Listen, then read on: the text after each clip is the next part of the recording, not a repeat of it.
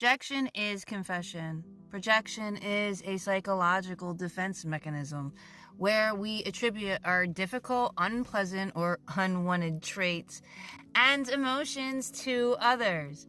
Our projections are the disowned parts of ourselves, emotions, and unprocessed traumas. They operate mostly on an unconscious level. Lack self-awareness, avoid taking conscious responsibility, actions, refuse to self-reflect, and repress our difficult emotions. We begin projecting our unresolved and unwanted aspects onto both those closest to us and even unsuspecting strangers. Projection is unhealthy and can be harmful because it distorts reality.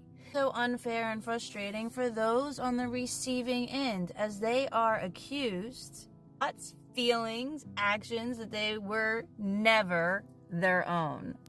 Projection can be extremely dangerous, causing individuals to view anyone who doesn't fully agree with them as an enemy, particularly when those individuals trigger repressed, unwanted shadow aspects.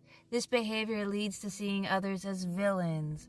They provoke personal insecurities, unresolved issues, repressed feelings, or troubling parts instead of introspecting to deal with their own troubling traits. A husband who is unfaithful may accuse his wife of cheating. People who feel insecure about their looks and status or careers may criticize or demonize others in these areas.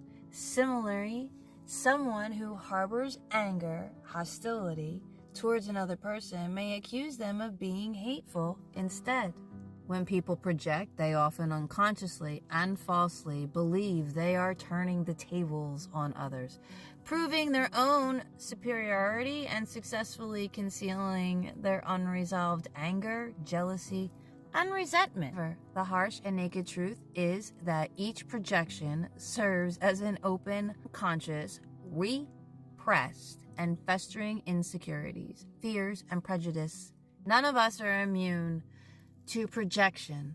It's one of the most common insidious defense mechanisms. Add that to our culture's aversion to self-reflection and obsession with constant self-numbing or self-deception, and projection becomes even more pervasive. That's why practicing self-reflection, self-awareness, and shadow work, consciously looking at and integrating the parts of ourselves we typically hide or repress, is so crucial. Welcoming constructive criticism, feedback also helps tremendously. And of course, therapy, straight shooting therapists. The question, but wait, could I be projecting right now? Should be regular self-talk prompt, especially when we feel dysregulated. There's no shame in waking up to our projections and letting them go by facing the unpleasant parts and emotions within ourselves. That's what growth and maturity look like. Healing people usually don't project. If they do, they're able to overpower their egos and take accountability. What makes healthy relationships impossible and even dangerous is being close to the possibility that we might be projecting.